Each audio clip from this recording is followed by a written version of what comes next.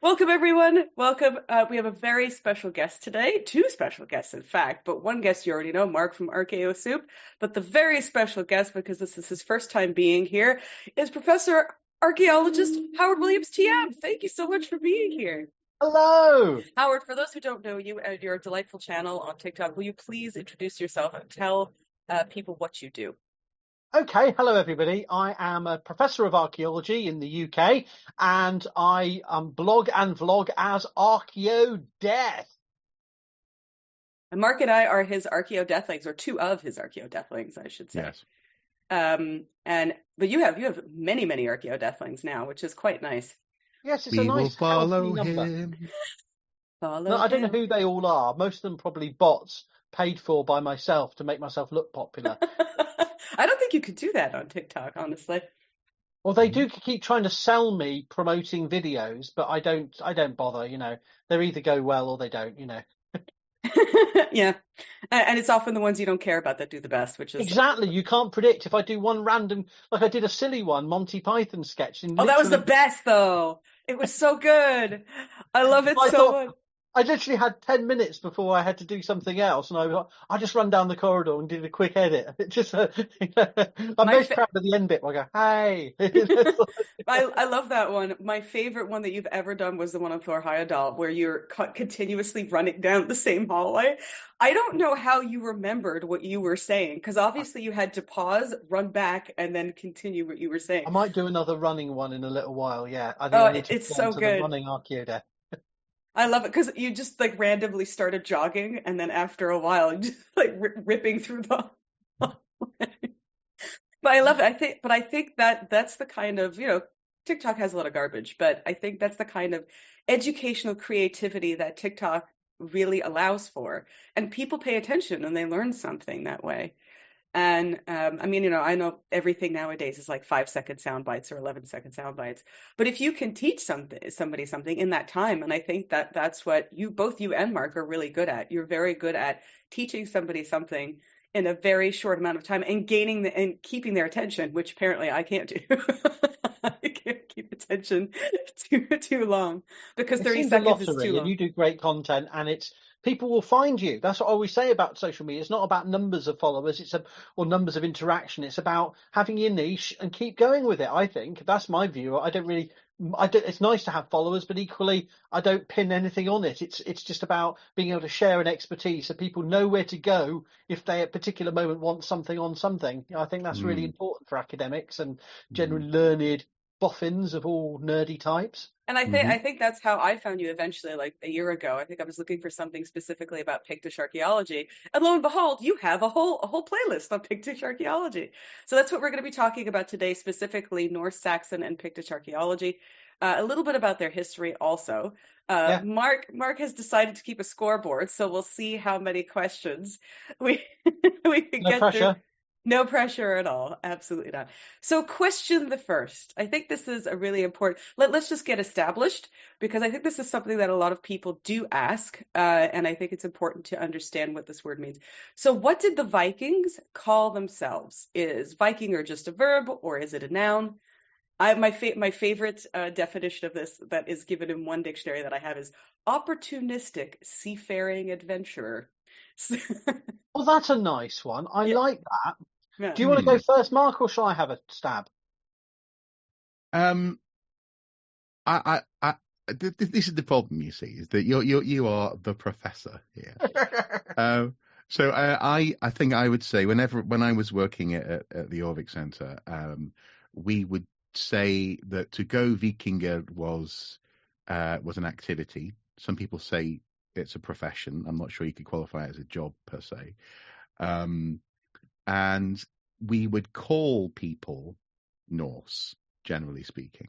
But also I think that encapsulates a linguistic and cultural block really as well, and a series of associations. So I'm intrigued to hear more.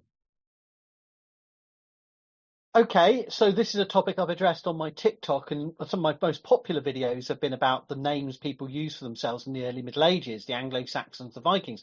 For the Viking term, we have to remember this is largely in modern use a construction of the 19th, 20th, and 21st centuries. That our term Vikings, Viking Age, Viking World, Vikings is used very loosely, broadly in the modern world, but people want to know what the Vikings call themselves. So most of the time, I think people would refer to themselves by their kin group, by their geographical, regional place of origin, when they needed to describe where they were from other people. The term Vikings would have been perhaps more restricted, and as we've heard, would have referred to seafaring venturers. And I think we see a lot of misinformation and confusion over this because the term evolved, and we're not really sure how common or how widely it was used in the early Middle Ages itself, but we do think that the consensus is that it refers to seagoing raiders or traders. And what I always try to explain on TikTok to TikTok audiences is that it's not an ethnicity or a race or a single culture, that we all agree, but some people get confused on that point.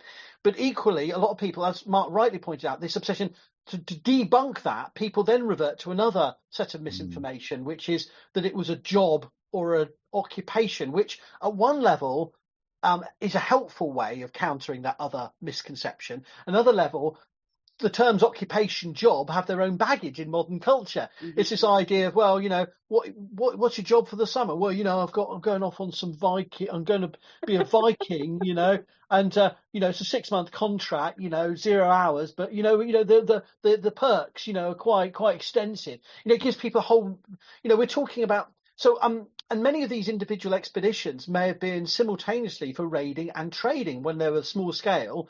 And of course, if we only refer to, in my opinion, as academics, if we only restrict the use of the term Viking to that type of activity alone, rather than a broader geopolitical, cultural phenomenon, then we're actually causing as much confusion as we're solving, because most people understand the term Viking to refer to a period, a region that isn't just about Scandinavians and Norse speakers, but is about a diaspora, a movement of people, an economic social network of trading and military activities, all of which we package in this big bubble as Viking.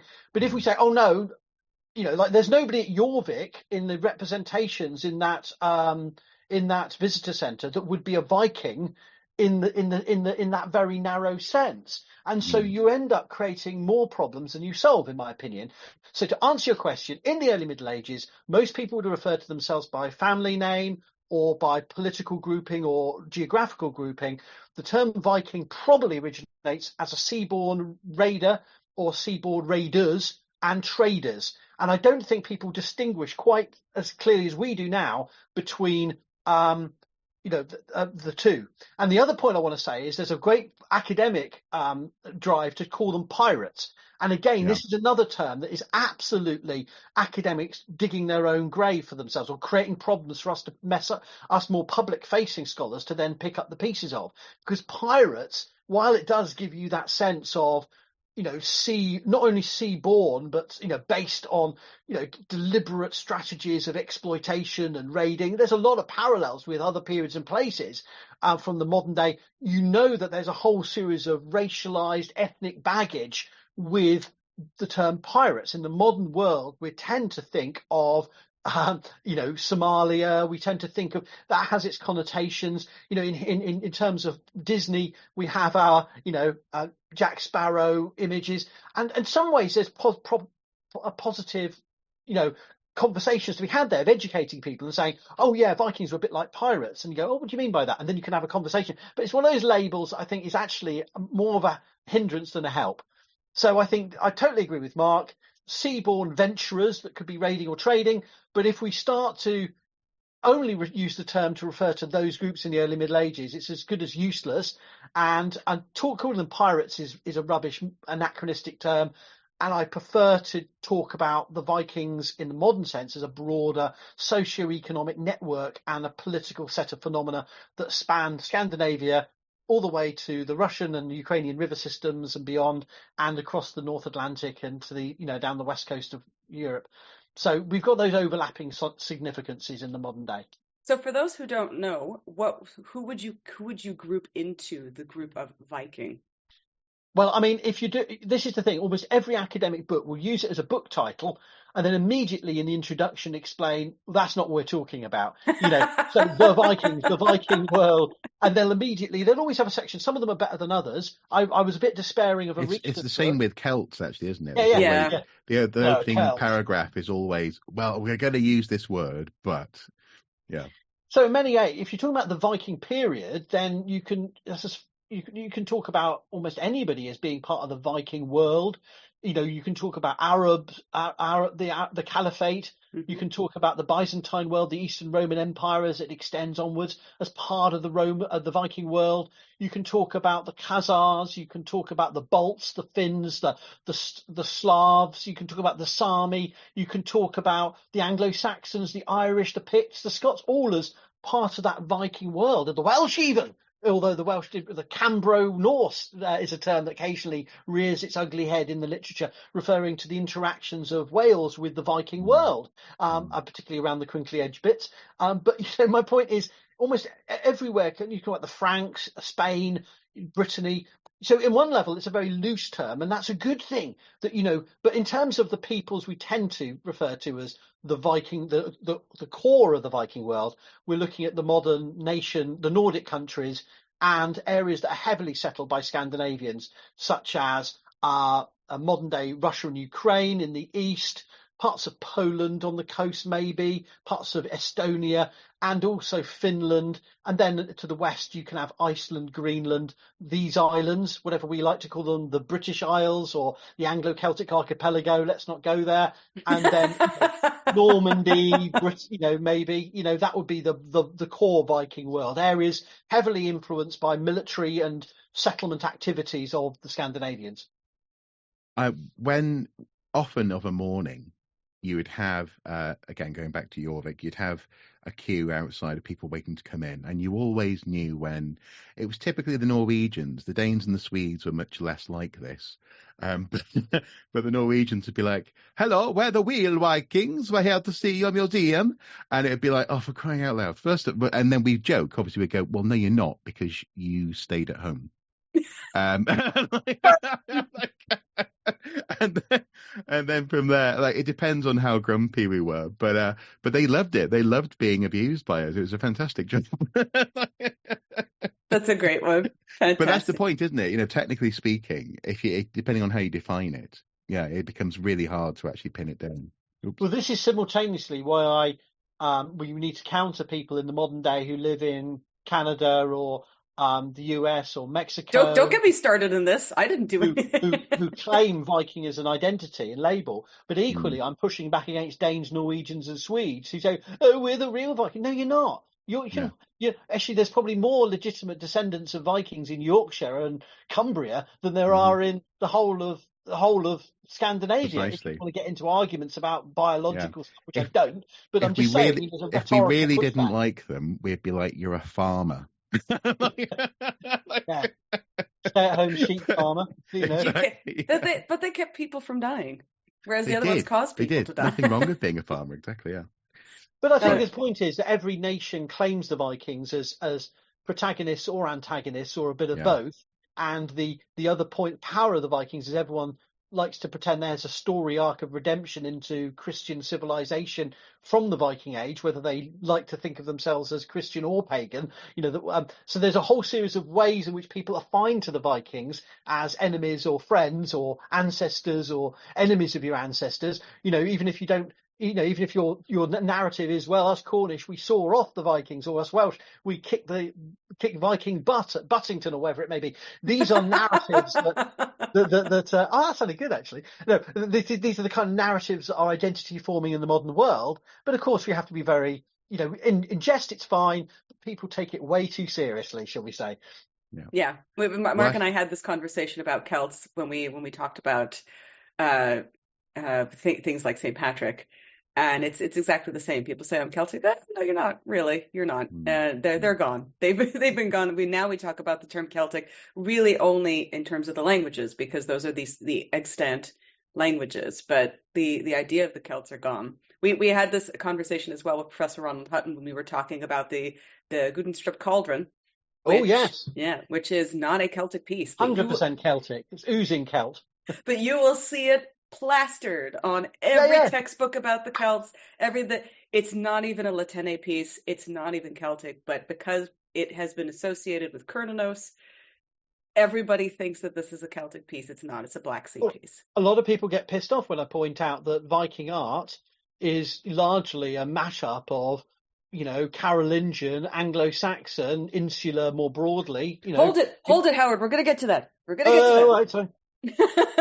Well, I Edit was that just bit about. out. I was just about to say we're on what, question 1 of 20. Yeah. Oh, I'm sorry. Okay. Shut Yeah. up. Yeah. No, we will get to that though. That is very Have we got important. points yet? Well, I gave you a point because You got a point too. Well, yeah, okay. I'll give. Myself I think you should get a point for that one, Mark. Okay. Everyone should So, get a point. second question. This is a many-part question. Why do people think that the Picts were painted? Is it only because of the Romans? Do we actually have any evidence that they were painted or tattooed? If so, was it woad or charcoal? What did the Picts call themselves?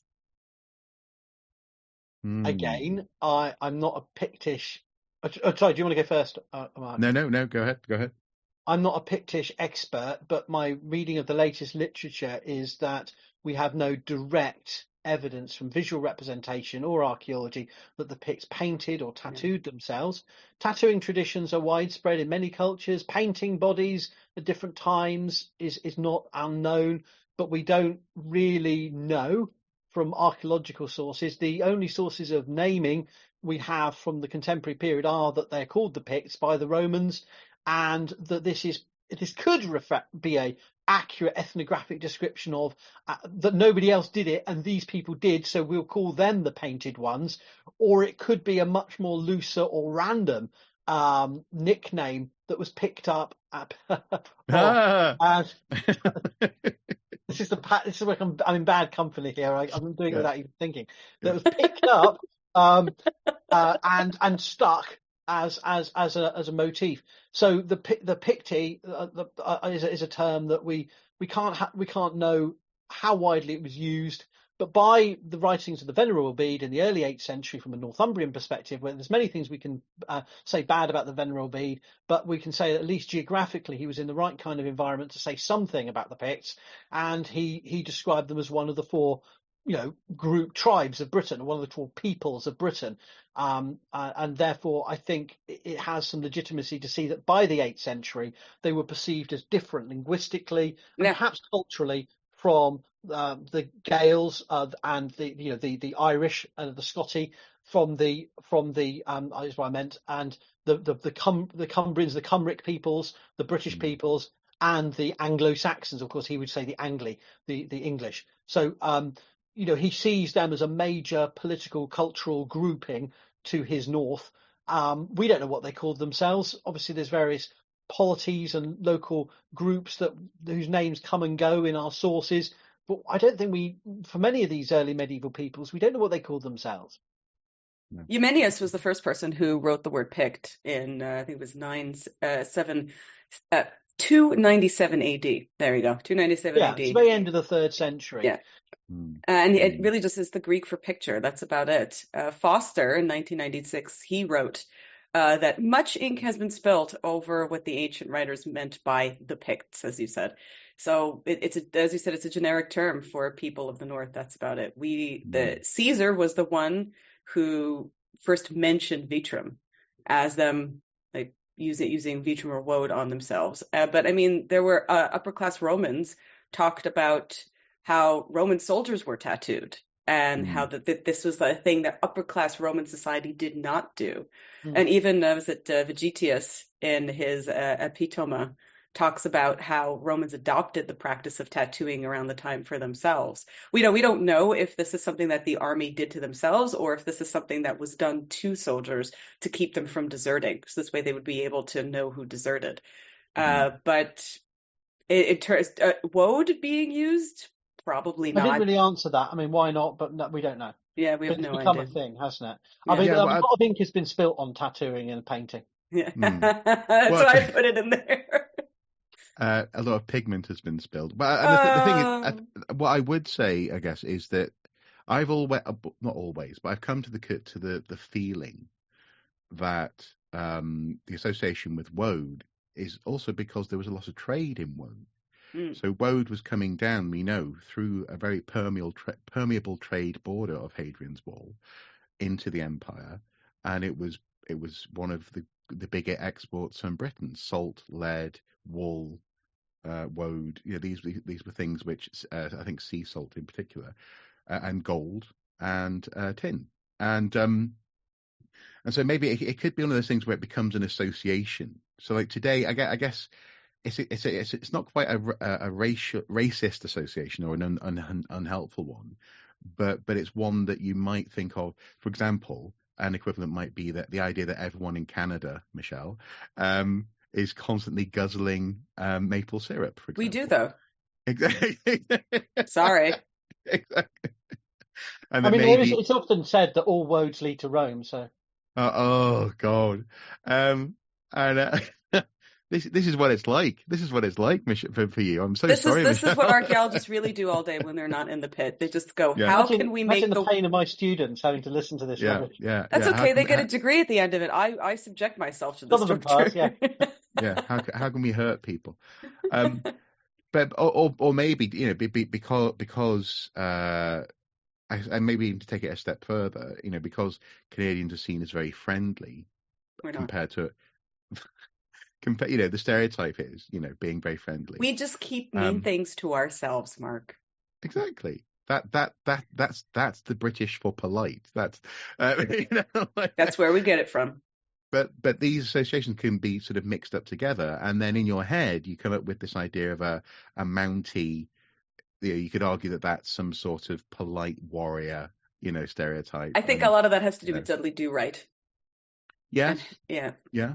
But again, in that sense, a lot of it might have to do with with your man writing it down at the end of the 3rd century. So it's I find it interesting that if it's the what I find more interesting, not to ramble on, is how it relates to modern Scotland. Though an awful lot of people rush to buy into this idea of being, and we've talked about this previously in terms of Celticism, but this idea of being almost anti-civilized. So not that you're not civilized, but a bit like an anti-hero. You're not English. You're anti-civilized, and I don't think that's necessarily healthy actually for you. What do you mean? What do you mean? If people didn't wear woad in Braveheart times? No, exactly, and so I think Picts and Pictishness has a lot of modern psychological implications, definitely. So 3rd question. Can you please talk about the Franks casket? What was it for? Who made it? And what is in it? Oh, because I failed and it's still in my drafts, which then when I reinstalled TikTok has been omitted. So you did ask me about this. I think you did. And I failed to give you a video. Shame on me. So you finally get me on this. So the Franks casket is called the Franks casket because of the mid-19th century curator of the British Museum, Augustus W. Franks, if I remember his name right. And he acquired it from France, but it's nothing to do with the Franks.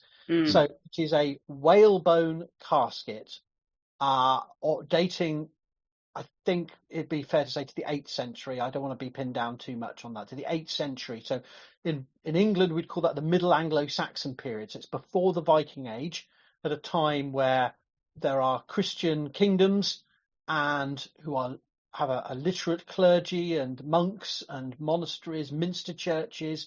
We have far-flung trading contacts, and it fits into that world of territorial kingdoms, what's often cringeworthily called the heptarchy of 7 kingdoms. But the big ones include Wessex, Mercia, and Northumbria, right? So it's from that time of the Christian Anglo-Saxon kingdoms before the Viking Age.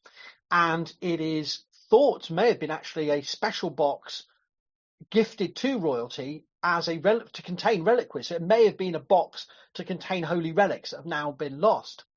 And it's famous because its panels depict a range of different, really amazing, some of them unique scenes that pertain to classical mythology and history, or biblical history, as part of that too, and scenes that have been crudely called of Germanic origin or Germanic origin myths or stories. And of course, the most famous ones are the sacking of Jerusalem is depicted. On the back, I think. Pardon? On the back, I think. Yes. Yeah. And you also have a scene that seems to depict a really sort of juxtaposition of the adoration of the Magi, of the three wise men or kings, bringing gifts to the Christ child in the manger in modern parlance, and next to it you've got the giving of cursed gifts of the Germanic hero, anti-hero, I think more like Smith, Wayland, making jewels from the bones of the slain king's sons and intoxicating and seducing the king's daughter. And so you have this really evocative, and it's often seen as a blending of cultures. I think that's a really I won't get into the reason why that's wrong, but it's showing a world that is intact. It's drawing on that Christian and Roman past, as well as connecting into stories of the northern world more broadly. And clearly, in an elite Christian world, these pagan stories were clearly, well known and part of the martial aristocratic ideology and storytelling culture the kings would understand alongside those Christian and Roman sources. So it's an object that's famous because it shows that blending and an interaction of Middle Anglo-Saxon England's kingdoms with these many inherited and living traditions. I think that's the simplest way of describing this monument, but this object. But the other thing is, it's not just made from any kind of material; it's made from whalebone. So it's and it has upon it old English runes that describe the and Latin runes. Sorry, doesn't it? Yes, it has Latin on it. Yes. Describe its origins as a first-person object. It's a speaking object, so it describes itself as being made of a sea monster's bones. So it's a really evocative object. It's one of these speaking objects of the early Middle Ages that tells you, as a reader or if someone's reading it out, it tells you of whence it came. So, and if it was intended to contain holy relics of some form, and there's been various speculations of what it may have contained, and it was being given as a gift, there's a double power to the fact that it was made from the bones of a sea monster, from a whale, that it was actually, and it's telling you that's part of this gift, the gift giving is such an integral part of the scenes upon it. So it's a really amazing object, and I can't expound much further than that from memory, but I think it's a really amazing object. It's on display in the British Museum. So it's one of the key prized objects of the British Museum that isn't looted in the same way as many objects. And, it is a really fantastic object if you're in London and you can get to see it. There's a wonderful copy here in the Great North Museum in Newcastle, which is where I first saw it. And one of my favourite things about it, whenever so a couple of times now I've taken small school groups through the museum and we've stopped and looked at it, is that with a basic sort of Frisian rune set, you can actually read where the Magi are labelled Magi on the front of the box. It's actually quite cool. And, that's amazing. And I think the only thing I would add to what Howard said there is that it's a box that speaks of confidence about time and place. When people previously have described the Dark Ages, this is a little glowing, geographically aware, interconnected statement, and crucially, it makes that connection to the classical world. This is something which hopefully our viewer at home may have considered before, but we call these the Middle Ages because they connect to the classical world. They consider themselves, the early modern consider it to be midway between them and the Iron Age and Romans and so on and so forth. So for people in the Middle Ages, especially the early Middle Ages, the continuation of power through the Roman Church, through people like Charlemagne, and in the Saxon kingdoms, and connections across Europe was crucial. And this box really encapsulates that in a very very intricate and beautiful way. And if I can add something that I forgot to say, is that you've got to remember that the story of Wayland the Smith is only known from the Poetic Edda, so from 13th century Icelandic sources, and then later Friedrich Saga and other later medieval parables. And other than that, until recently, I should say, only conclusive, early medieval object to depict that story is the 8th century Frank's casket. And if you're a cynic like me, who thinks, we're constantly back projecting stories from the 13th, 14th century onto earlier times, they didn't know them, and we do have to be cautious. But this is an object that shows that sometimes we should, even if the story had different iterations, different meanings, different connotations. And then we have it in the Viking Age. We have 10th century carved stone monuments with Wayland upon them. And then we have now a wonderful possible horse harness piece from Opokra in southern Sweden, historic in Scania. We have that depicts the flying figure of Wayland or Volander. We have at least, it really, what's amazing about the object is it not only shows us the later perpetuation of biblical and Roman legendary sources, but it shows we can push back these sources otherwise we only know about from over half a millennium later.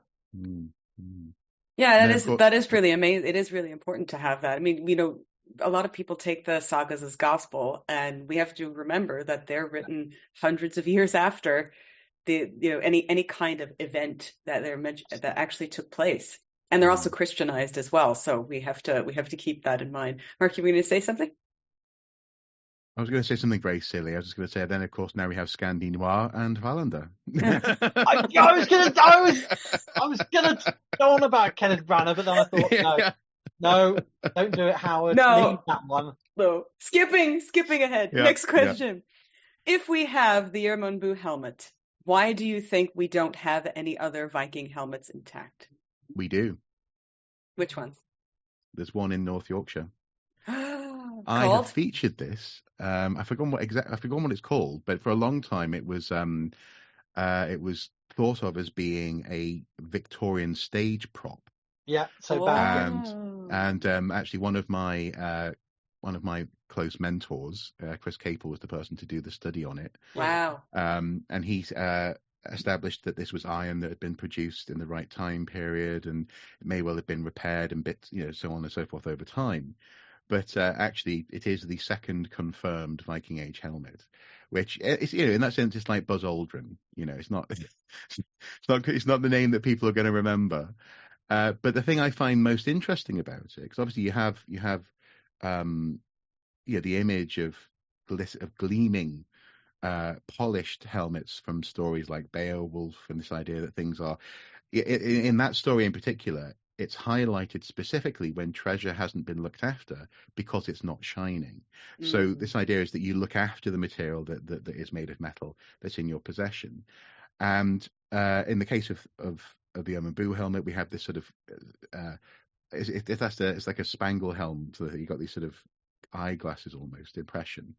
But the one in the museum in North Yorkshire is ugly. It's ugly as sin, and that's the point. I think it really shows that there are different levels of helmet. Yes. There are different use cases. There are different abilities to repair and to upkeep your gear. Yes. But also the reason why we only have two, as far as my opinion anyway, is that it's metal. Metal is useful, and it can be used to turn into a farming implement if you're on hard times. It can be turned into a chandelier and then turned into a fork.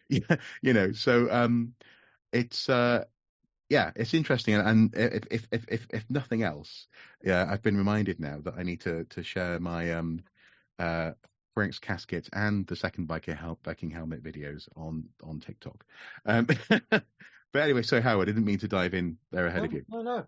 I want to put some context, because Mark has already eloquently, from the whole Viking world, we only have two helmets, and that seems really shocking. And if you were going to, you're going to say without any context that shows that Vikings didn't wear many helmets, right? Mm. But I think you've got to remember, firstly, this was a culture of reuse, and recycling. It was a society where higher status items would be curated, so you melt them down or you keep them and just hand them down. And the other thing people forget about Viking burial practice, which is the only context where we get one of the main contexts where we get a lot of weaponry, is it was just because we find stuff in those graves doesn't mean they were dressing people as in life. And I think some of the more prized objects, like various types of armor, were not going into these graves. So the funerals are selective processes, and a lot of those items are being taken else. Another kind of funerary recycling. So there's the recycling in life, but there's also recycling in death, that things are being brought back. Remember that many of these societies are cremating their dead. Many of these communities are using burning the dead. And despite it being a bit of a trope that we can debunk, people may have even been burning on water in some circumstances, but mainly on land. And therefore we're losing a lot. We probably have more bits of helmet, but we just haven't identified them.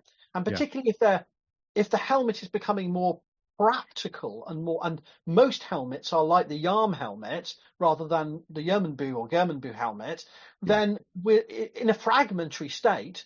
It's not going to be recognizable as if it doesn't have these wonderful Presblech ornaments of the Vendel and Valsgärde and Sutton Hoo helmets of earlier centuries. If you're not wearing it as a high status object, it's just going to be iron. And the other point it's really important to say is you can have helmets that are made out of simply caps of iron or not iron at all. You can have leather caps. There's various other things. I mean, of all the bogus leather armor we see in TV shows, that we can debunk that. But probably one piece of kit you might want to have is a leather cap. I don't know. My point is that there's lots of options for headgear in the Viking Age. I think helmets of some form were probably widespread, if not ubiquitous. It's just that very few survived because our archaeological record is very selective. Both the choices of past people about where and how to discard things, and then how things survive. It's the Preston Park Museum near in Teesside, actually. Sorry, so Stockton-on-Tees, and yes, it's the Yarm helmet. So we actually once, just by happenstance, were driving past it on the way home, and I went, we need to go and see it. So we went to see the helmet, and it's the fact that bits of it are definitely missing. So there were sort of plates on the back where you can see a sort of central band that was holding the plates in place, and one of the questions there is whether or not actually what you have there is something that's become a source of metal. And plates could be taken off to maybe patch up not a bucket, but patch up a hole in something, maybe rivet something on. So yeah, it's interesting how they seem to run that gamut, don't they, Howard, between being prestige items, but also when it comes down to it, hardware that can and could and should be reused if necessary. And I think we have to remember two other pieces of potential misinformation for people. Firstly, the Coppergate helmet is not Viking Age, even though the Coppergate site is mainly known for its Viking Age levels in York and is the basis of the York Visitor Centre. The Coppergate helmet, which is wonderful and on display at the Yorkshire Museum, was found on that dig, but it's pre-Viking. It's a Anglo-Saxon or Anglian helmet, whichever term you prefer, but it's pre-Viking. And the other, I think the other key piece of information you may be coming onto is we don't have any evidence of horned helmets as such. That's basically based on historic fiction illustrations and opera props from the 19th century. We've got that. So it's important to say that there are probably many different kinds of headgear, and we do have other, and a final piece of qualification is we actually do have other helmets represented on art from the Viking Age, and all of them are more simple nasal helms with a nose guard and a conical, and things like the Middleton stone from the 10th century in North Yorkshire has a representation of a helmeted person, which is probably a local lord. And so we have representations of helmets, which is another major strand of evidence to show that they did wear stuff on their head. Next One other question. thing. Oh, Can I say go one other thing? The other thing ahead. is, of course, people should know that the reason why lead characters in TV shows and films don't have helmets is because they're stupid, but also because no one would then recognise the actor, and that's the main reason why that they always have suddenly. The last thing you'd want to be rid of is head protection, right? Yeah, a lot of them do have something important to remember. A lot of them do have contracts that say they cannot cover their face because otherwise that's what they're known for. Yeah. Yeah. Which you would know if you brought your son, Howard. If your son was with you today. I know, little Grogu. Poor Grogu. It's okay. He's probably sitting on off his dike by now. Off exploring, eating frogs. So, who discovered the Lewis chessmen? Are they really Viking if they were found in Scotland and date to the 12th century? A cow, I do believe, discovered the Lewis chessmen. I forgot that actually, so I don't need a point for that. I admit to not having a point because I would have forgotten that. I knew they're found on a beach, but in Lewis, but I didn't know it was a cow that was behind it. I seem to recall it was a cow. Or is that a legend, Mark?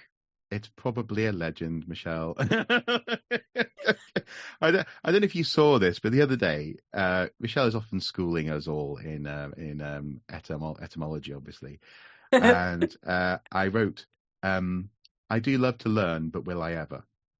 And that's basically where I'm at with the cow. No, yeah. So, and I think they count.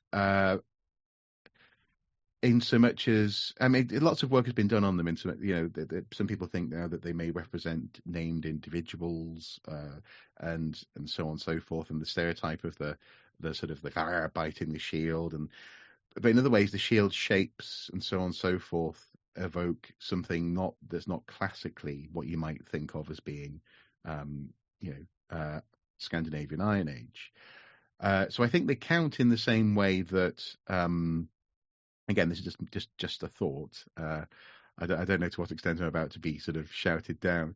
They count as an extension, in that sense, of motifs of culture. Maybe an echo, possibly. But were it not for these ideas and these stories, then they probably wouldn't exist in the way that they do.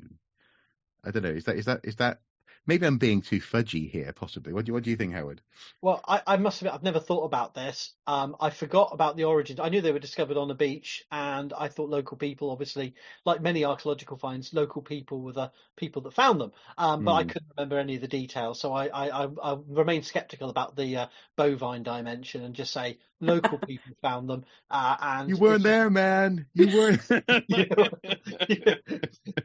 And that it was a good example of how so many of our archaeological finds rely on reliable, responsible reporting. Obviously, but that's, I can't remember the details. But the other point I would say is no, they don't count, and we've made them count by being obsessed by putting them in books about the Viking Age, and they count in the sense, but they do count.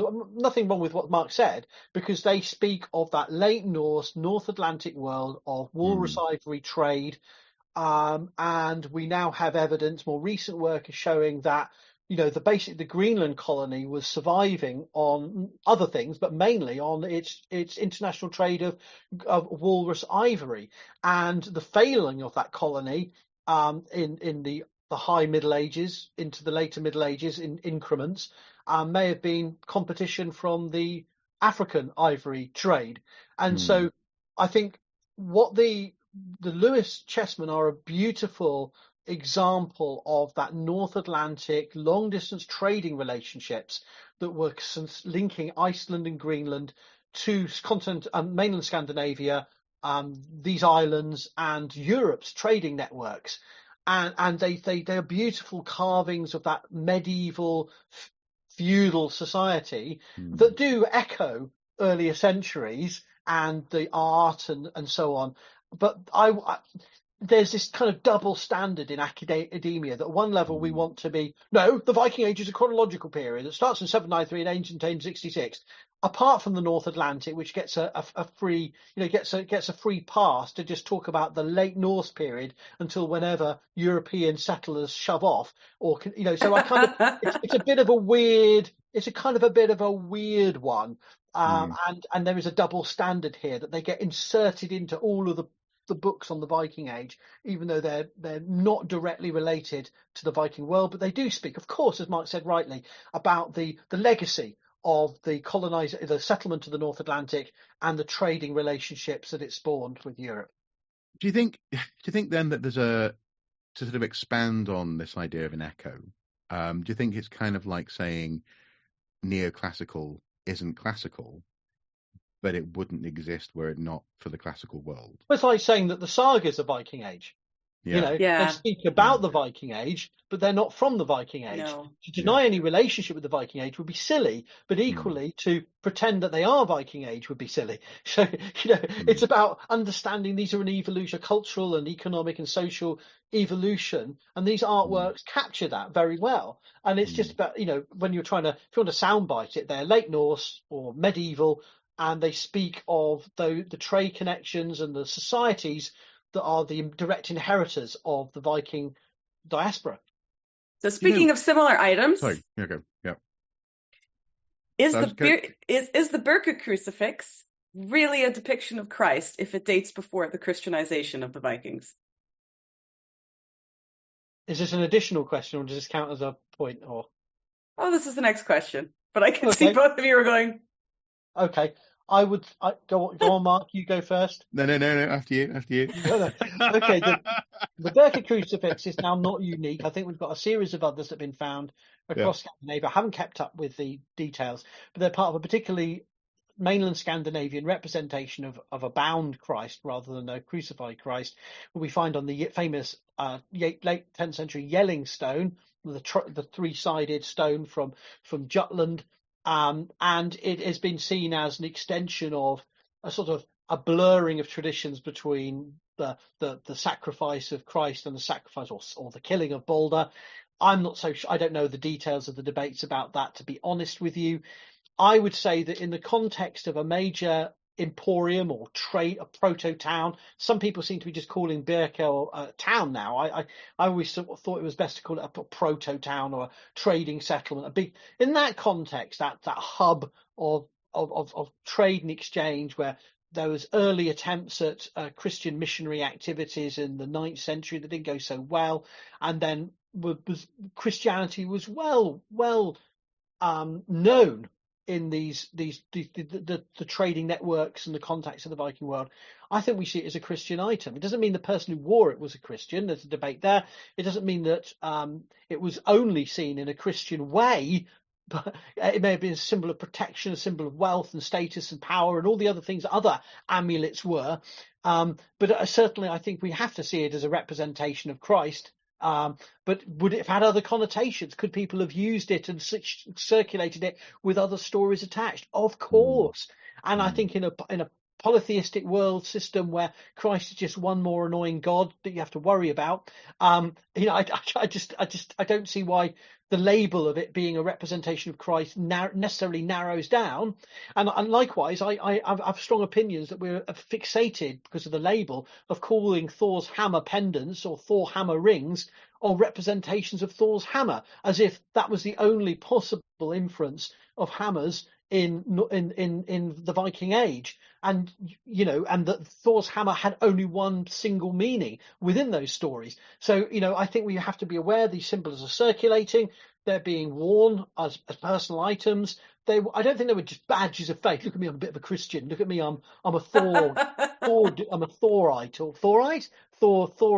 What do we call it? I'm thorny. Thorny. Well, whatever.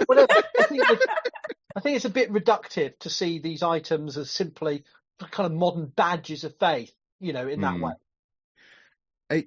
Absolutely. And so one that I often would hear a lot about amongst my friends and colleagues in former jobs was things like the Fosse cross, and the idea that you can sort of hedge your bets depending on where you go.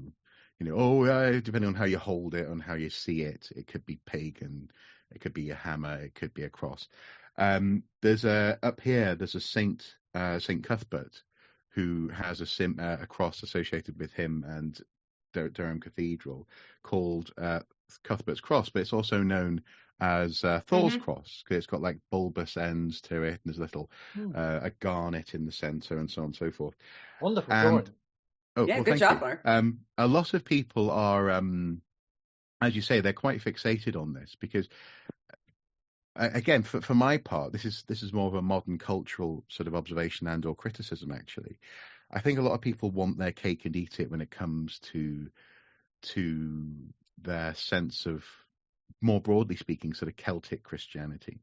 This idea that you can sneak in a little bit of something spicy, No, no, no, whether no, Mark. that's Celtic Christianity never existed. No, no, no.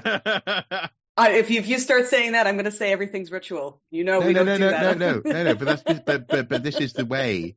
If you go, for example, to Lindisfarne today, if you speak to lots of people in church communities, they will talk about thin places. They will describe how certain ways of praying is Celtic Christianity, and in very similar conversations, they'll talk about how things like, excuse me, Cuthbert's Cross was a threshold symbol that meant you could walk, between worlds. And it's all very romantic and it's all very lovely. It's all very Victorian too. It's all very Victorian. But ultimately, I think about it in the same way that I think about seeing concrete cast Buddhas in your local B&Q's DIY store garden area. The people who buy those Buddhas and take them home aren't Buddhists necessarily. In fact, they almost certainly aren't. But there's something about the aesthetic that they find pleasing, and there's something that they want to have in their lives. And if it brings something positive to their lives, so be it. If they feel peaceful, that's fine. They don't have to believe in the tenets of Buddhism. Speaking of which, who was buried in the Oseberg ship? And can you talk about the Buddha bucket? That's obviously not the Buddha. I've been talking for a while. Go on, Howard. Okay, so the Oseberg ship is one of the most wealthy and famous burials from the Viking world. It was found in Vestfold in Norway, and it's part of a really key wealthy settlement zone that may have been a key locus of royal, incipient royal and aristocratic and royal power. It's really amazing find. It's been published in fragments because it's such a big, and much of it still hasn't been published. For me, the Oseberg ship does deserve a cautious, as with all the early medieval graves, that we call it princely or royal. We could see it had two osteologically sex estimated females were buried in it. There's been a debate about whether, well, that can't be for them. There must have been a third body that's missing, and it must have been a man. There's been a debate there by Fedir Andrzejczuk of the Ukrainian archaeologist who's done expert work on swords and so on in the Viking world. But I think the consensus is that's bullshit, and it's just a way of just desperately taking any powerful grave away from women. I think we are looking at one of those two individuals is likely to be the highest echelon of 9th century society in early medieval Scandinavia, and therefore calling it a queen's burial is not certain, but isn't an outrageous thing to suggest. Whether the power and status they had was rhetorical and aspirational and that of a kin to try and implant a dynasty that was still fragile, as is often debated with other great wealthy graves. Is it about what people wanted their descendants to be rather than what they were? Is, I think, a valid point of contention. This isn't necessarily their stuff and their stuff alone. And, as is often the debate in archaeology, rich graves often are done at times of crisis and uncertainty to try and make a point, to try and emphasize security that didn't exist. And we can see that funerals, deaths of powerful people are moments of crisis, but in terms of, you amp up the wealth at a time where you really need to make sure that their descendants and the kin group have some statement that's public and memorable, and also the monument itself, it remains a place in the landscape. And one of the reasons why we think whether it was that or became that is the fact that it was ransacked over 100 years after. I can't remember the exact dates, but the radiocarbon dating of the shovels that were found in the robbing of the grave, because while so much survived, a lot of things were robbed, because this was a great, in the Viking Age, may have been, as Jan Bill and colleagues have argued, a late 10th century Danish attempt to literally symbolically, like pulling down a Saddam Hussein statue, you are literally symbolically knocking out the ancestral graves of local dynasties in areas that the Danish kings were trying to use their local allies or themselves to take over. So this mound, whether this mound was of a king or a queen and a dynasty, or it became seen as such, it was a story that 100 years after, 125, 30 years afterwards, people was powerful enough that people robbed it with political motivations, not just to get loot, but to perhaps take away and desecrate the grave so that its power, its charged power as a monument in the landscape is diminished or destroyed.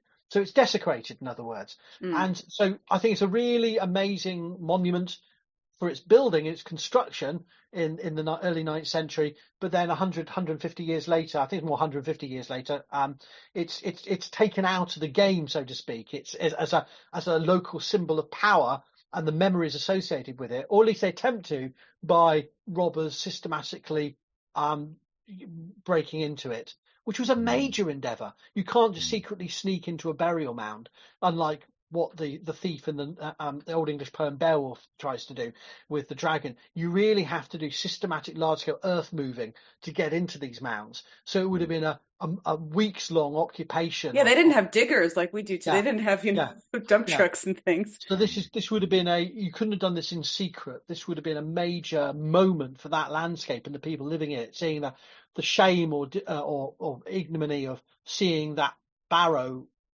ransacked, and not being able to intervene suggests a real shift of power relationships.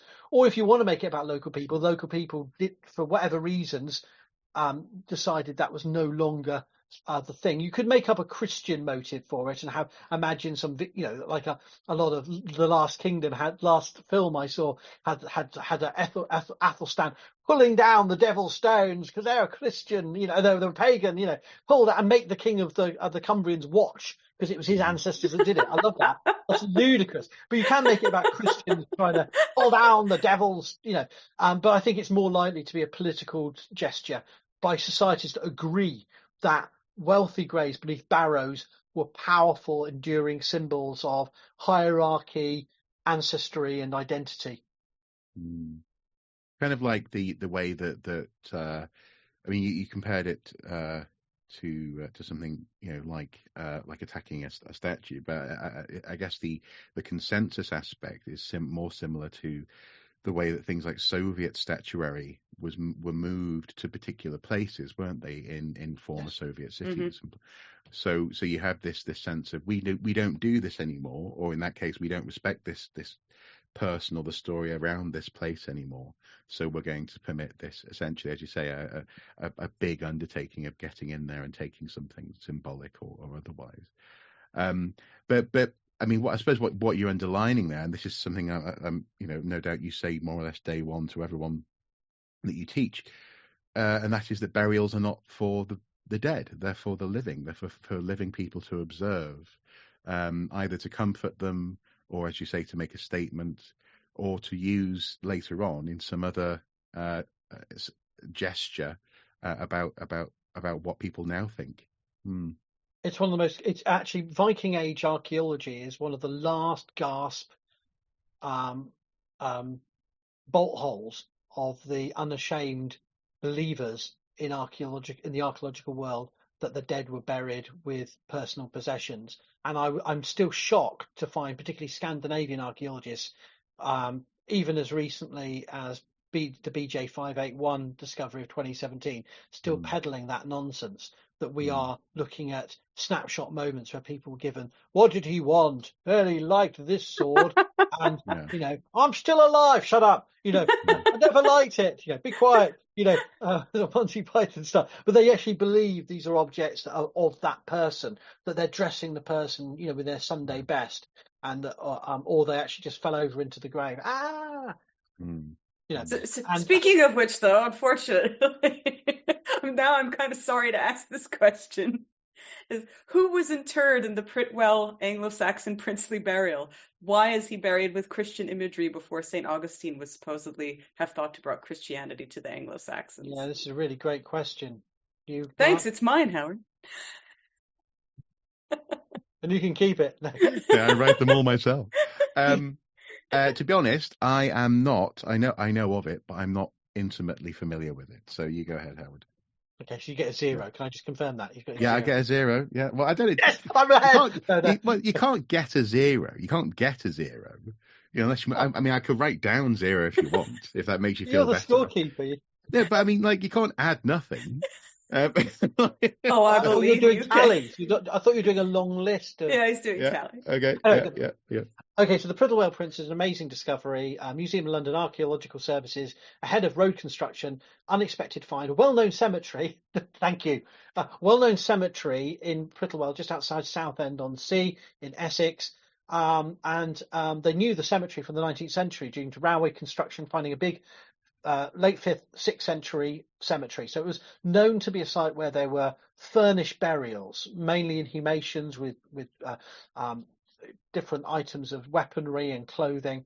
So we knew there was a cemetery there, but they didn't expect to literally find in the small section they were excavating a chamber burial, because these are a rare, short-lived phenomenon of the late 6th and early 7th century in England, best known of which is Sutton Hoo, multiple burials at Sutton Hoo, but most often found in isolation, like one. But the Prittlewell chamber grave was found as part of a community cemetery that may have been generations old. And whoever was buried there was buried, the investment in that grave was phenomenal. They sunk a chamber and furnished it with not only feasting gear, but home furnishings, including a folding stool, and weaponry. So there's a masculine associations, male gendered, if you like. I don't know, there's different terms you could use to make that point that gender isn't sex and sex isn't gender, but, associated with a martial world. And there was probably a burial mound over the top, but that's long been levelled and lost over the centuries. So it's probably marked by a burial mound, and we don't know exactly how big, but there's been estimates. So it's a very wealthy grave, and it at one level it's one of those graves where we go, oh, it's burial with grave goods, like the later Oseberg ship or Sutton Hoo. They must be pagan possessions so they can go off to the afterlife.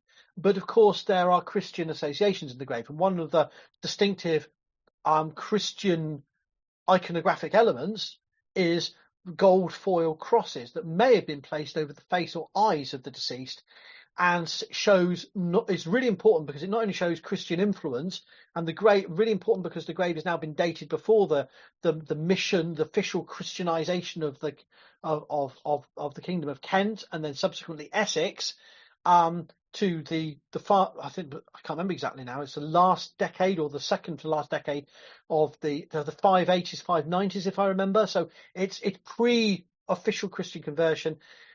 And these crosses, not only gold, they're high status, but they're showing connections with parts of southwest Germany where we have other burials with this tradition.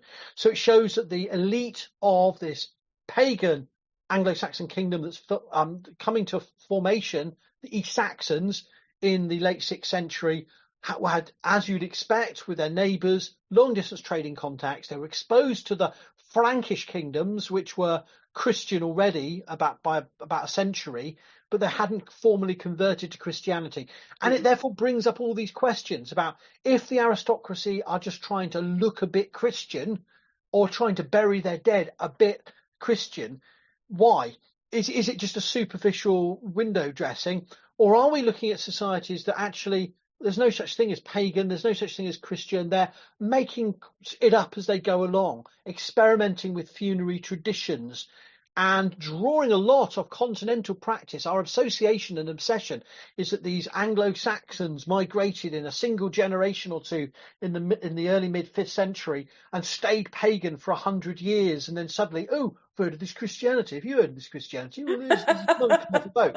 I'm not having that. And this kind of it's part of our colonial contact moment narratives that we have many actually in Britain. These the Romans suddenly arrive and then the Saxons invade, and we still have this contact invasion discourse, which plays into our anti-immigrant discourse about small boats. It's an invasion. And so this idea is about the 5th century. I'm going off on a random rant, aren't I? But it also affects how we think about these greys in the late 6th, early 7th century, these princely greys. Of course they had contact with Christianity, for crying out loud. They were literally living a day and a half or 2 days row across the channel from a Christian kingdom that's been established, for a century. So why would they not? And so the question is, what's going on with this elite burial? Were they Christian? Were they a king of the Saxons? Were they, and if so, were they a pagan king or a Christian king, or were they somewhere in bit of this, bit of that, bit of the other? We don't know for sure the identity, but I think we have to see it as the highest echelons of society, exposed to long distance ideas and cultural contacts across officially pagan worlds and Christian worlds. And the other thing, kind of as a footnote, I would add is that the Valerie Fenwick reinterpretation of the Mound 1 ship burial that was published in the Antiquities Journal last year, or was it early this year, really blows the lid on some exciting new Christian Merovingian funerary traditions that may have actually played out in that burial. And I can't go into all of them here, but if we are to believe it, they were mummifying the body and embalming it, to be more precise. And using bitumen from the Eastern Med. And cancerous. Amazing. This isn't to do with maintaining the ship, but this was actually about makeshift embalming practices, as the Merovingian kings were doing. And maybe the East Angles, the neighbours of the Pictlewell princes, East Saxon kingdom, were also experimenting in kind of continental ways of dealing with the dead. So rather than some Germanic, Scandinavian, pagan world, they were actually really in a fully fluid world of Christian pagan kingdoms, all experimenting and playing off against each other. Fun times, fun issues. You mean just like people today? Oh, wow. No, Mark, how dare you suggest that? No, but it's interesting. Actually, that bitumen and mummification idea is interesting because it's something obviously that later on popes would be interested in, and there was I think it's less current, less literal today, but there was a strong idea, wasn't there, in the medieval Roman Church that the incorruption of the body, not rotting, was not only preferable because it meant you'd have a better body in the in the new heaven and new earth, the rapture, people popping up out of the ground, but also as well it was a sign of your moral status in life. So going back to St. Cuthbert, when they went to collect his bones to put in an ossuary in a bone box, as was tradition, after a short period of time, well, a long enough period of time, he was found to be uncorrupted. So he was therefore, you couldn't part him out, you couldn't take his fingers off, and give them to other churches. But also, it was a sign that he was somehow not quite of this world. He was, holy. Yeah, so it is important to remember that the idea of the rapture is a Victorian invention, though.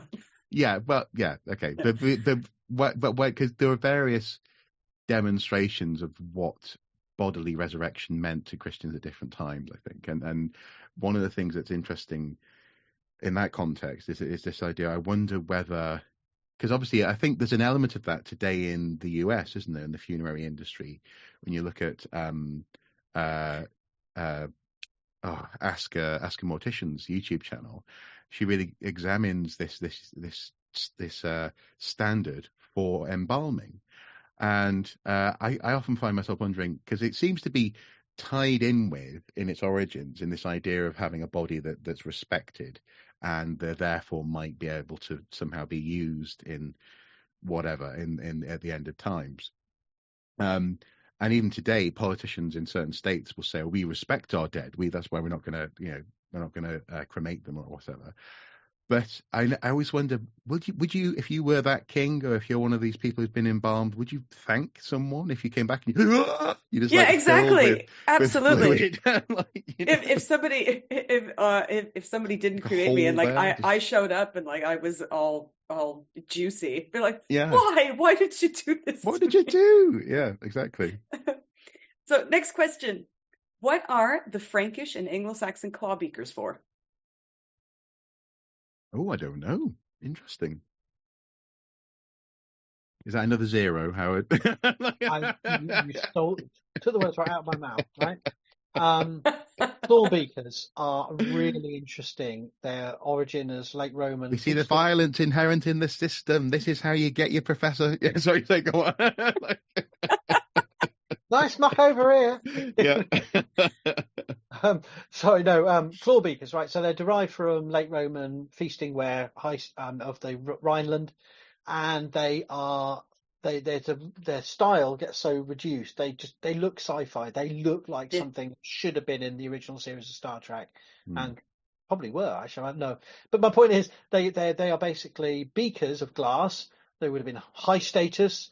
They are for drinking from, and presumably, although we now have more evidence of wine in Anglo-Saxon England than previously, ale, mead, they could have been used for a range of beverages. But the point is, they have distinctive sort of side claws which collect the drink in them, which does mean that as well as just a very striking form of high status drinking apparatus, they also encourage particular styles of holding and drinking, like other vessels that you cannot put down or you have to balance in a particular way. They imply, their form implies a drinking culture where the upending of the vessel is an integral part of the drinking. Whether fast drinking or slow drinking, you can see, and it's very difficult to drink it all away.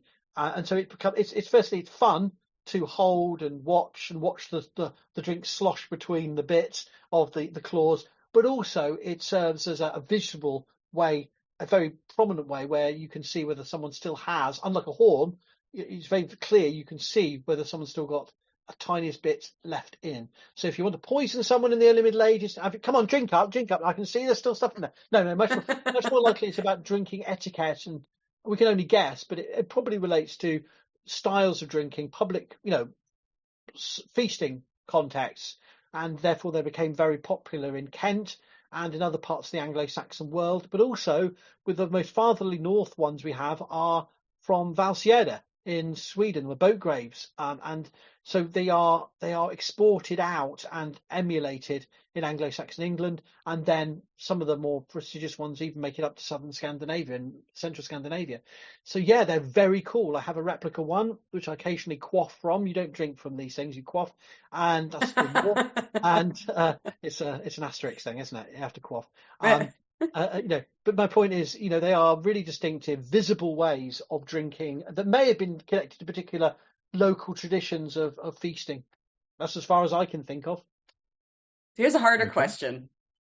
What are the 3 conical silver mounts covered with Pictish symbols from the Ninian Isle treasure? Oh, yes, I know this, but go on, Mark. I don't know it. I don't know either. So you can give me a 0 too. Zero. Yeah, okay. I don't know what these 3 they are. They're, for those who don't know, they are 3 very specific small conical mounts, but they're very highly detailed. Right. Well, I'm second guessing myself now. I was going to say these. You're referring to the sword chapes that may have been from Pictish silverwork and swords. So this is a probably very early Viking Age deposition in a chapel for protection of very late Pictish period silver. And you have a range of really amazing objects. But I'm second guessing. They're not sword. They're something to do with swords. And if they're not sword pommels, they're sword shapes. I can't remember which bits you may be referring to as conical. No, they're 3. They're 3 sort of like they're 3. They call them mounds, really. I mean, They were discovered in the late 1950s in the Shetland Islands. Yeah, exactly. And they date to that's exactly for those who can't see, Mark is showing it. So they weren't what I was thinking of. I don't think they're the sword shapes for the scabbards, but they are. I would get as a guess they must be something to do with high status aristocratic bling, and my best guess would be something to do with there would be sword pommels, but I don't know. I'll have to check. I can't remember. They look like Give medieval me Madonna half a mark. boobs. Yeah. Give me no marks for that. Yeah, then Madonna was there voguing away in the Shetlands. The tassels have somehow rotted away. Yeah, all this happens. All tassels all the away. time. It is an inevitable part of the Now nature. there's a paper. How many tassels have we lost? Oh, Millions. countless. Millions. But they're all in our hearts, Mark. Now they are. I'd never thought about it before, but now they're. Now I can't look at the early Middle Ages without thinking tassels on various parts of bodies. Well, now you've ruined my life. Yes, finally. Can you please speak a bit about the Kivik King's grave? Who is buried there, and what does it have to do with wolves? Oh, are you referring to the Bronze Age chamber burial in Sweden? That's a Bredoror, I think that's what it is. That's where it is. I visited it, and it is a late Bronze Age kist grave in a massive, huge cairn. It dates way before my period. I visited. It's amazing rock paintings. Well, rock art on it on the inside, depicting various ceremonial. In other words, we haven't got a bloody clue. We got say the word, Howard. Say the word. You know you want to say it. Ritual. Ritual. I can't remember the wolf connection at all, though. I'm sorry. I remember there's processions of weird figures. There's some academic study about zero. there's some academic study that's been done about the figures and about 0.5. Yeah. So go on. And there was a paper that was done about the figures that about it like possibly being a very early depiction of werewolves, etc. But we don't know. It's all speculation. It's speculation. Okay. I must admit I didn't know that, so maybe I should get 0 because that was a specific question you were asking. Here's another 0 for you, Howard. Okay. Do you think the carved stone balls found at Orkney are related to the Roman dodecahedrons? If not, what do you think the Orkney balls were for? Why is the ball from Towie so special? How many questions are there? 3. Okay, so the 1 the point. The carved stone balls are of unknown form and an unknown function. They've been seen as ritual in some way, and therefore they must be so. Likewise, since we don't know if they're related to the Roman dodecahedrons because no one knows what they're about. So if you want we figured that out, Howard. They're for pasta portions. Okay, in that sense, yes, they are all about pasta. It's all about proto-pasta. Yeah, so both. When the moon hits your eye, that's a ball, eh? Yeah. I went to the realms of hyper speculation or uber speculation now, but I would say they're definitely related. They're all stuff we don't know, and that's how they're related. But I don't know about the special one. I don't remember which one's so special.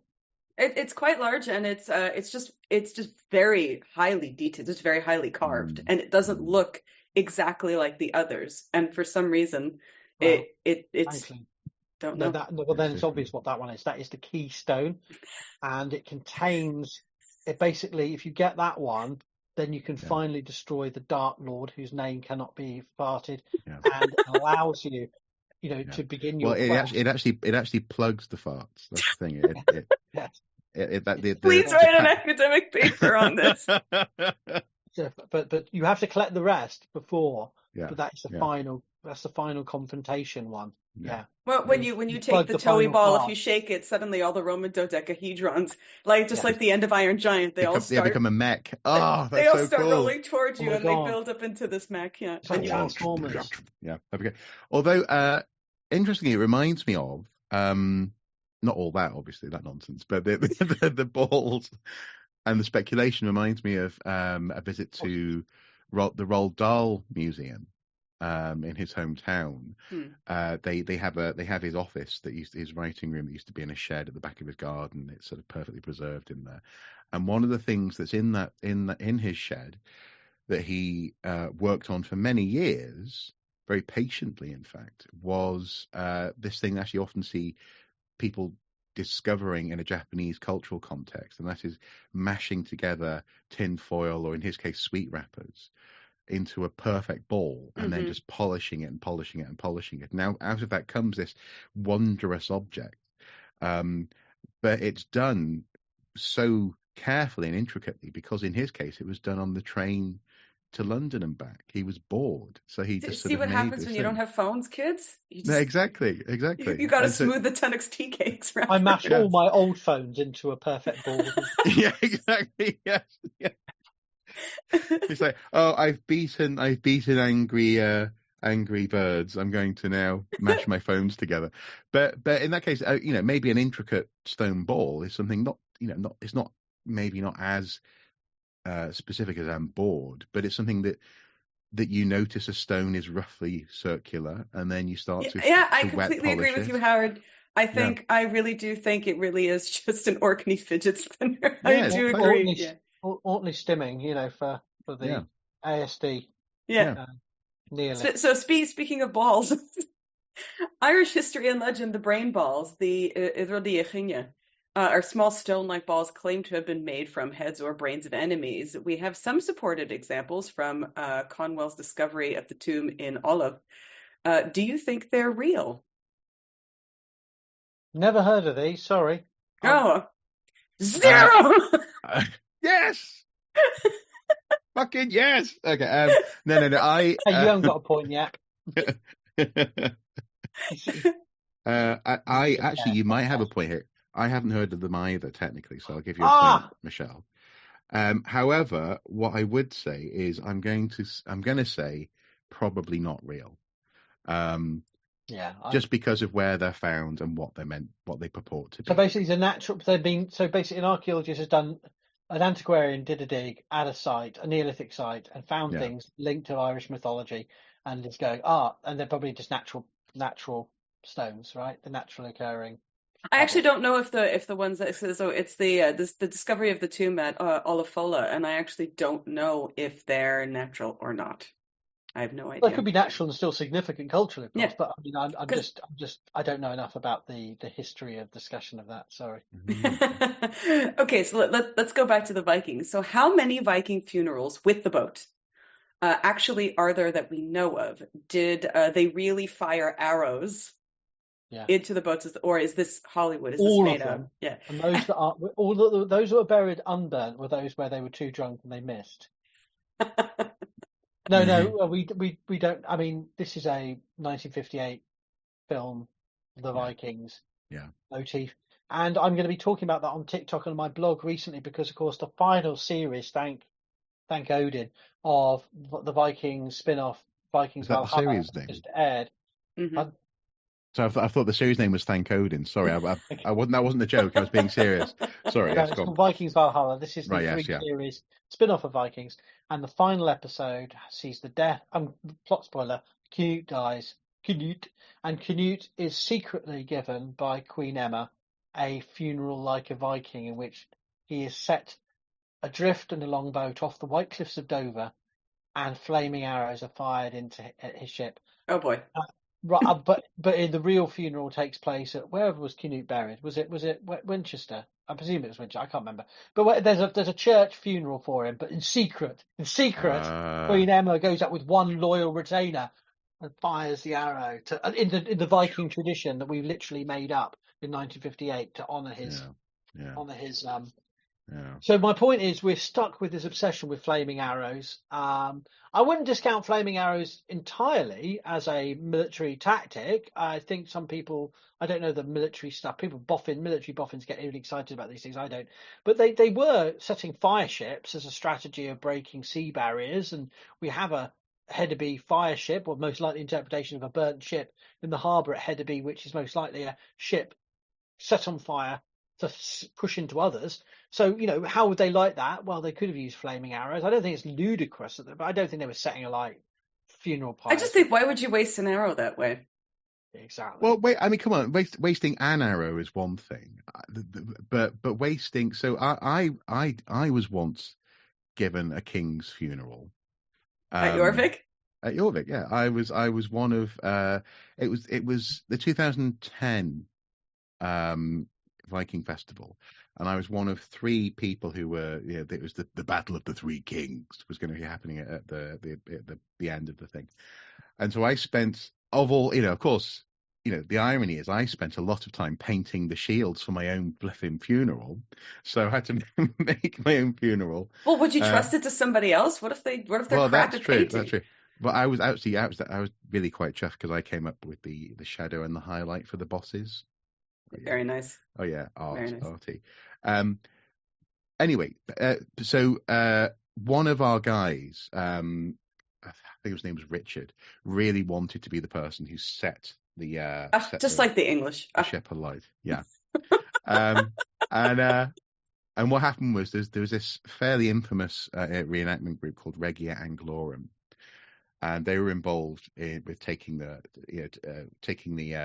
battle to the vision to fruition.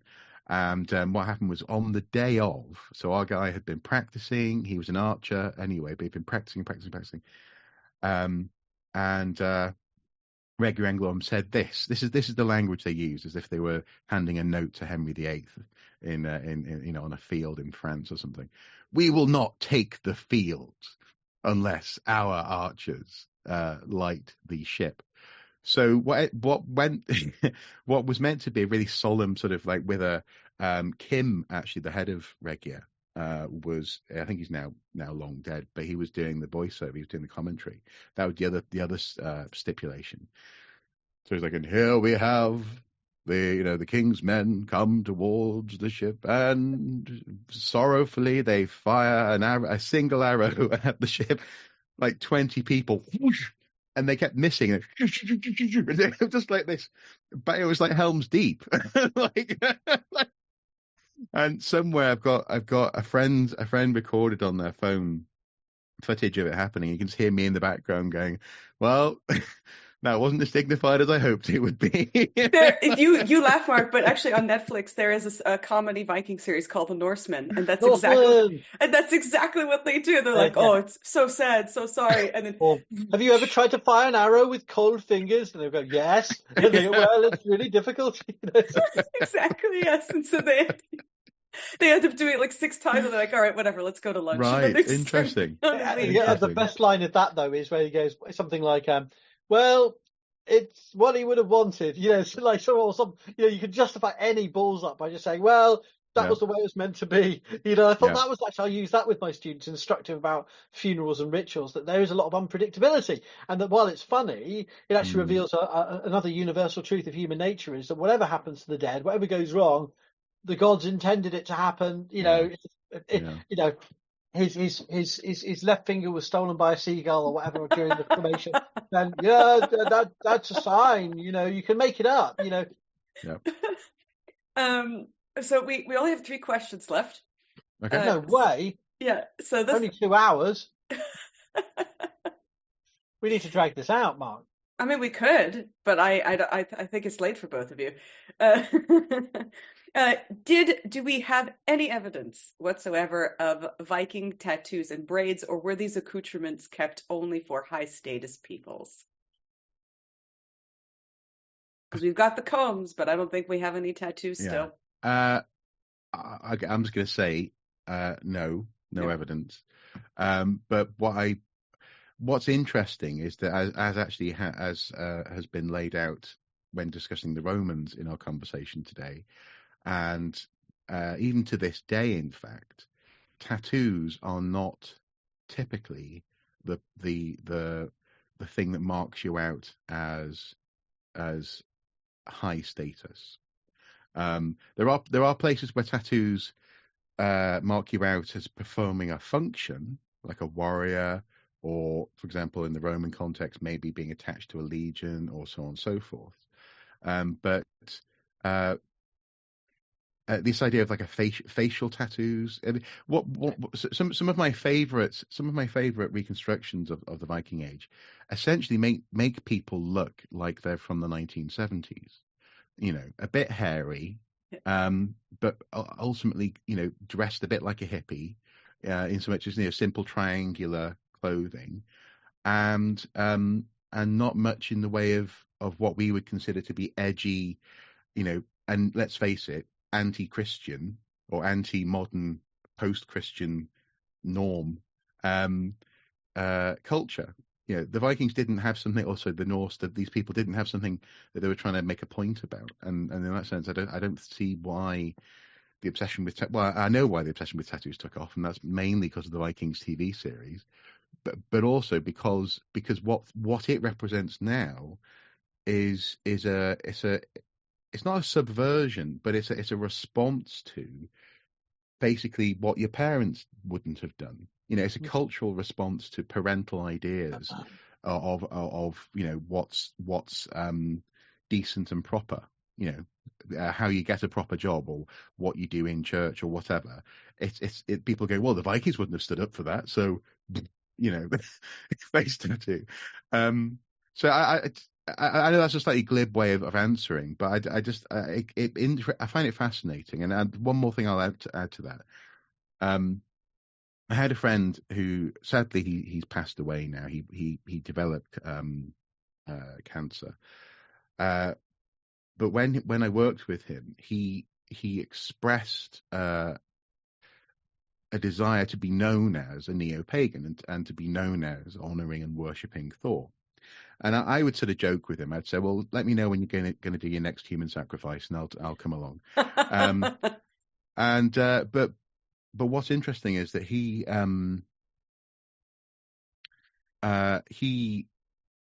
unfortunately, an awful lot of what he did was specifically about opposition. So he loved quotes along the lines of, your God asks that you kneel. Mine only asks that I hold a sword or a hammer or whatever, that kind of thing. And you hear this a lot in neo-pagan groups, or especially in sort of Viking reenactment groups, this kind of, self-inflated. Well, it is good that you brought it up, because you do, like exactly you said, a lot of people will latch on to quotes. And so a lot of these, the thing about tattoos, this comes from what we know about the Rus people, or the braid quote comes from, there's an erroneous thing goes around the internet, and they say something like, the Romans said that their hair was like snakes. That was referring to a specific group of Celts, and obviously not the Vikings. But a lot of people latch on to that quote, thinking, it must have meant so and so, when we don't know that. No, and also it's pithy, and it appeals to what people now are wanting from it, as opposed to what people then would have valued. Howard, so I can see that you've been wanting to maybe say something. Thank you. But the reason why I mentioned that quote is that I think it goes to the heart of why, one side of your head shaved, tattoos. It looks cool. It looks cool, but it's not historically accurate. But so is being a punk. In that sense, it's punk. It's not historical. Yeah. And there's nothing wrong with punk. I love punk. And obviously I love it. I love having a beard, but I love even having a tattoo. But I don't pretend that these things mean anything more than what they mean in the modern context, I guess. Yeah. Howard, did you want to add to that? Because we're down to the last question, which is especially for you. Okay. Well, I was just going to say, I've addressed this repeatedly on my TikTok about the term braids is a bit ambiguous, but I mean, in terms of locked hair traditions, we have no demonstrable evidence that the Vikings had locked hair. I leave people to their own personal choices about how they dress their hair today. My point has never been to criticise or police or comment on those sartorial choices or hirsute choices or whatever about how people dress and present themselves. But my point is, if you claim there's a Viking tradition and therefore white people have a legitimacy to use certain particular protected hairstyles, then that is a dick move. So don't do what you want with yourself, but don't claim there's other traditions. Now, I've got into a bit of a heated debate, and there's a whole Nordic mythology podcast YouTube video where I talk with Dr. Matthias Nordvig and Daniel Ferrand about that issue, because they interviewed a Icelandic PhD student, Joshua Rude, who is making the argument that there may have been some kind of European and Nordic locked hair tradition. I found those arguments unconvincing. If and when he publishes that thesis or articles from it, maybe the narrative will shift. But for the moment, I think it's the only responsible stance is for me to say that this is not only lacking evidence, but is being manipulated to justify choices that feed into a particular set of cultural appropriative tropes, right? That's the way I framed it. So until that evidence is properly debated, the Vikings didn't have locked hair. Or Yeah, we just simply do not have evidence for it. yeah. That's it. But people say, well, they may have done. Well, they might have flown pigs in kilts, but we don't have evidence for it, right? The other point about tattoos and painting is that there may have been a whole series of versatile varieties of different uses of tattoos and face paint and other kinds of painting. And the TV show Vikings is partly to blame for ideas that in ritual and battle context, the Vikings use face paint, facial tattoos. We have only one reference that may describe tattooing from the Viking world, and that's Ahmad ibn Fadlan talking in his Risala about the Rus. But the Rus are a confederacy of many different cultures and ethnic groups in the Russian river systems, and therefore we cannot be sure, even if he's referring to Scandinavians in his description. But even then, it was tattooed up to the neck, not beyond. So what I said, again, I want to be very clear. I'm not denigrating or dismissing anyone's choice of how they want to do cosplay or how they want to tattoo their own bodies. That's their choice. But if you're going to try and make a claim that this is following a Viking cultural tradition, you're delusional. And again, it's not to dismiss or denigrate people today. It's about challenging the misuse of that narrative to perpetuate a particular representation of the Vikings that is culturally appropriative and white supremacist, because what it's doing is taking specific indigenous designs and claiming they are of a Viking tradition. Yeah, like chin tattoos specifically. And my final point about this, which I've said repeatedly and I'll stand by, is we can't blame the TV show Vikings. We have to blame, among others, individuals such as Professor Neil Price, Dr. Gareth Williams, Dr. Peter Pence, and other archaeologists who saw this as a way of debunking in the late noughties and early teens of our century, saw it as a way to debunk old stereotypes of the Vikings by presenting a new biker Viking aesthetic.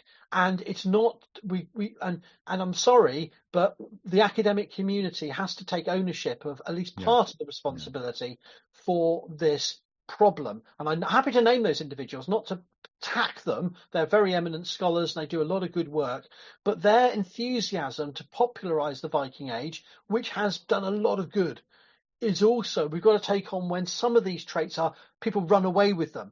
I'm not blaming, Gareth and Peter and Neil for everything, any rando in the street locking their hair or like me. You're not a random in the street. You're a random with a YouTube channel. You're allowed. No, but I'm seriously. I'm not blaming all of them. But if they've accidentally, I think they've accidentally, largely unwittingly created this new mythology, which is literally, given the internet, is only a decade deep or 15 years deep, as opposed to the horned helmet trope, which will last. So I expect in 100 years' time, people are still going to have to debunk this. And I said, it's not saying that nobody in the Viking world had tattoos or no one in the Viking age ever put face paint on themselves, but it's become a problem, not because of its presence or absence, because the way it builds on aesthetics that are cultivating a white nationalist and white supremacist discourse. And that's not to blame the academics entirely, but we have to own these problems. We can't say, it's just people who watch TV shows get it wrong, whereas we in our ivory towers, we know best. It's about owning the responsibility for creating these narratives. And I'll explain this in a second, but that was my point, though. I wasn't saying it's the folks watching it. I'm saying it's no. It's the production, and I see why those decisions were made and what they were emphasizing. Yeah. What they, in many ways, they were successful in emphasizing something that was a little bit alien. Oh, absolutely. But they've also introduced some other problematic. The alien, the othering of the Vikings is both dangerous and powerful, and it's good. We showed them as not comfy. This is a world, and that's what the TV show Vikings did so well. Yeah. It made us uncomfortable, but also, I'm afraid, for a few people, in the same way people are fine around the baddies in any movie, and you can't say that the whole movie or the whole TV series is white supremacist because some lunatics latch onto a couple of scenes and turn a meme out of it. But you have to, you can't deny that that's going on, and we've got to tackle it rather than just saying, that's a problem for others to deal with. Yeah, and to be fair, there probably needs to be a process of alienating us from the Romans. Actually, I think Yes, there really does. But anyway, the reason why I picked up my British pipe is because actually that's the sort of thing that Tolkien introduced into this sort of milieu of Saxon early medieval Arthurian sort of mishmash legend, Norse as well, and Celtic, and I can't tell you how many people I met and I know who do reenacting who wish they could take a pipe to their really. events. I Yeah, never thought about that. they're desperate to have a pipe, and they'll try and find a way to sort of, I remember someone who was making a pipe out of deer antler, and I was like, don't do that, it'll smell horrible. Yeah, I Um, know. he did try it, and it smelled like burnt hair, and it was disgusting. Oh Um, no. it was absolutely foul. But the point is, though, is that these, as you say, every generation has their own problems, and in some ways, by by by Englishifying and making comfortable the world of the Shire, Tolkien introduced this idea that Yes, sort of type of literature is tied up with pipe smoking and with tobacco in a way which tattoos maybe arguably today have been slightly thrown into the mix. So yeah, who knows what the next thing's going to be? Yeah. exactly. And I think it's just about making sure we don't just blame. I wasn't saying you were, Mark. I'm saying this is part of the game. Is we've got to get our Mm, hands dirty in these conversations in a metaphorical sense of being aware that we're part of the problem as well as part of the solution when we enter these conversations. So it's not mm, about saying debunking is not very helpful if you don't have a narrative to replace it or a story to help people understand the past. If you say, no, they didn't do that, no horned helmets, no, no, no. Well, I never said they were, but I think you might have been looking like you could have been saying they did, and therefore I'm going to shout at you. That doesn't yeah. help anyone. And so it's important. I do some pushback videos. I do some countering dangerous misinformation, but sometimes a gentler touch is necessary. But when Mm, we've created this mess out of the Fearcat seer's grave and a bit of lead compound that's found in one of the brooches, which is probably solder, or in America they call it solder. I don't know if in Canada they call it solder, but anyway, Solder. Yeah. yeah. but it's a reused Gotlandic box brooch. And one idea was speculated this is white face paint that was kept in this reused box brooch as like kind of cosmetic. And most people say, no, it's probably just solder. But before we know it, this is the narrative that everyone's got white face paint. And it's like, because this one idea, and I'm not saying that was an outrageously dumb idea. I'm just Mm, saying that we don't think it's just one possible interpretation that's now largely, I understand, not entertained. But only a decade later, everyone's in the TV shows wearing white face paint when they're doing mm. rituals. Because Here, that's Howard, what I'll do people it for do. you. Ready? It was an outrageously dumb idea. We're almost out of time, so let's do the last question. Howard, this is specifically for you. What is Offa's Dyke and why is it so important to modern archaeology? I'm glad you asked. You know why it's so important to modern archaeology? Because at one end of it is the town where I come from. That's why. Thank you. Wow. Well, there's obviously it may be Good night. contention about where the Offa's Dyke went to Prestatyn or not, but let's Yeah, not get yeah. into that. No, But no, the no, no. Offa's Dyke is important because it's one of two major linear earthworks in Western Britain that were built seemingly in one or multiple stages. There's still a debate. I know of dates. I know of OSL dates that haven't been published yet, so I've got to be careful what I say. Watts Dyke, which is shorter and runs about 63 kilometres, and Offa's Dyke, which is over 140. Oh God, miles and kilometres. I got my brain. I can't remember, but it's a bloody long monument anyway, and it. And both monuments are prehistoric in the sense that we don't have primary records for them. Offa's Dyke is mentioned a century later by Asser in his biography of Alfred the Great, saying that there was an ancient king or an old king, a tyrant called Offa, who built a wall from sea to sea against the Welsh. So Mm, it's seen as a wall against the Welsh. There may even be a pun play on words there, but let's not go there. The point is, you have this monument that is remembered as being built by King Offa in the late 8th century, and we have this other monument called Watts Dyke, and who Wat is a massive, who was what is a major point of debate, and it may be a legendary figure, it may be or not, or it may be a historical figure, but either way we're not sure.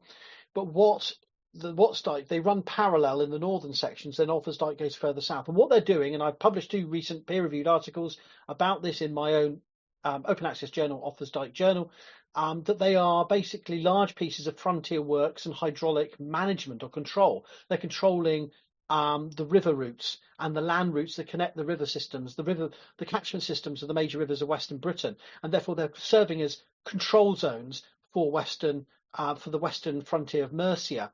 And they're about land grabbing and land holding, but then also dominating lands to their west. So they're military works, but they're also territorial, economic, and political, and probably also social, in the sense they're dividing up and creating an entire landscape, a new way of thinking about the landscape.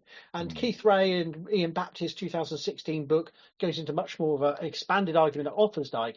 But both monuments, we don't know which was first and which was second, are really fascinating examples of large-scale engineering projects to control the landscape and movement through it in peace and war. We don't know how long they were extant.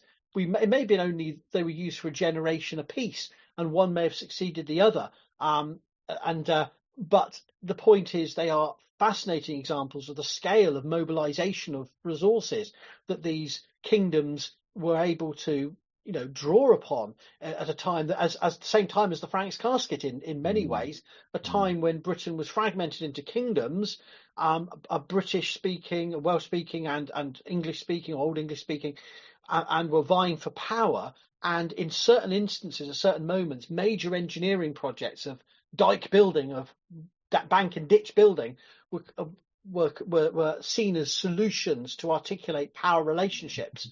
And so I think it's there's so much we don't know about Offansdyke, but it's important because it's one of the many strands of evidence that tells us about these early medieval peoples and kingdoms. That's my short answer. But they're wonderful. I do a lot of TikTok videos going up and down them because they're almost too big to be comprehended. They're too big to capture in your mind's eye. So you can only really get a sense of their scale by walking them or cycling around them. So, Mark, what's go ahead. So apparently the monument is 150 miles, 240 kilometres. 240 kilometres. Yeah. And then total length of the path is 177 miles. So there's a good 27 miles difference. My doctoral researcher, Lena Delaney, is pursuing ongoing LiDAR research, which has found whole new sections of the monument we thought were invisible.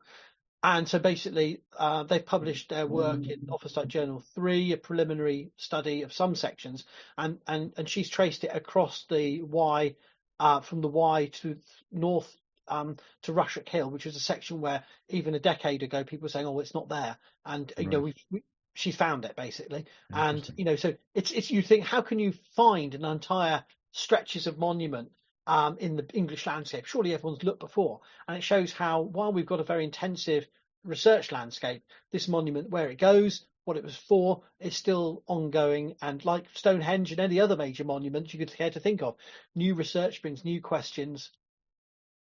Yeah. I won't mention the recent. I won't mention it, but I will mention it. I won't mention the recent archaeology discovery for Stonehenge, because I love the way it's being framed is like, oh, Scotland has a claim to that. Scotland didn't exist at the time. No, exactly. And neither did England, neither did Wales. It's just anyway. So people want it. They want a piece of the action, don't they? Yeah. It belongs to the whole island anyway. The divisions of countries did not exist Neolithic times. It's like everyone wants St. Patrick. That's what it is. St. Patrick built Stonehenge as well as Offansdyke. Yeah. Yeah. He had a JCB. So, Mark, how did everybody do? Well, technically speaking, I've written the scores down here.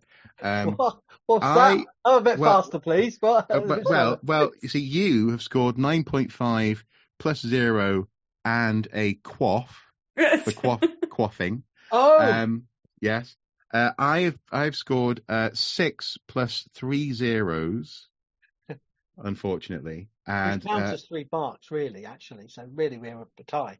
Yeah, and then Michelle has scored 1, which flipped is 10. So, I mean, Who knows? Who knows who's won? Well done, Michelle. You did brilliantly. Thank The you. real winner is the people watching. The real winner is you, Howard, because you get the gift of further reading, which happens to be Yay! your own books. Hooray! So the gift of further reading this time is The Death and Memory of Early Medieval Britain by, of course, Professor and Archaeologist Howard Williams, TM. Would you please show the book? Very good. There is the book. The book. The book. And also Cremation and the Archaeology of Death by Professor Howard I Williams. don't have that here, actually, but yeah. Cremation, the Archaeology of Death. Yep. Fine, You then don't burned read it. that one. No. And Mortuary Practices and the Social Identities in the Middle Ages. Middle Ages by Duncan Sayre and Howard Williams. Fantastic. There's all your further reading. I hope you had a good time, Howard, and I I loved hope it. Thank you so much. I hope you'll come back and we'll do this again course. sometime.